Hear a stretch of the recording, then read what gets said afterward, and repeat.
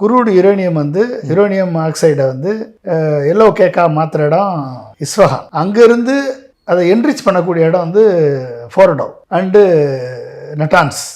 2 இடத்துல enrichment facility இருக்குது, under ground உள்ளே பண்ணுறாங்க.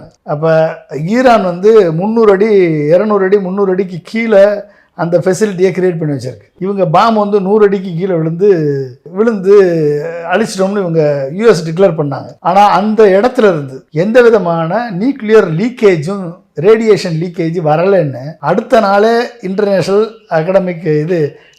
அட்டாமிக் எனர்ஜி ஏஜென்சி வந்து அனௌன்ஸ் பண்ணிட்டாங்க. ஓகே, நியூக்ளியர் ரேடியேஷன் லீக்கேஜ் இல்லை. அப்போ என்ன அர்த்தம்? ஒன்று யுரேனியம் அங்கே இல்லை, இவர்கள் குண்டு போட்ட இடத்துல இல்லை, யுரேனியம் ஷூட் பண்ணிட்டாங்க. இல்லை அப்படின்னா இவங்க குண்டு போட்டது வந்து யுரேனியம் ஃபெசிலிட்டியை என்ரிச்மெண்ட் ஃபெசிலிட்டியை தாக்கி அழிக்கலைன்னு அர்த்தம். 2 தானே அது, 2 தான் நடந்திருக்கு. ஸோ அப்போ வந்து இந்த 3 இடத்துலையும் பண்ண பிறகு ஒரு மிகப்பெரிய சாதனை படைத்து விட்டோம் என்று ட்ரம்ப் சொன்னார்.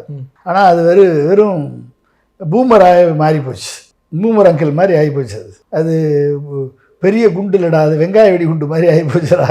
அது வந்து கிணற தோண்டிட்டு போயிருக்கடா, தண்ணி வந்திருக்கடா இங்கே அப்படின்ட்டாங்க என்ன. அதனால் வந்து எதிர்பார்த்த விளைவுகள் அங்கே நடக்கலை.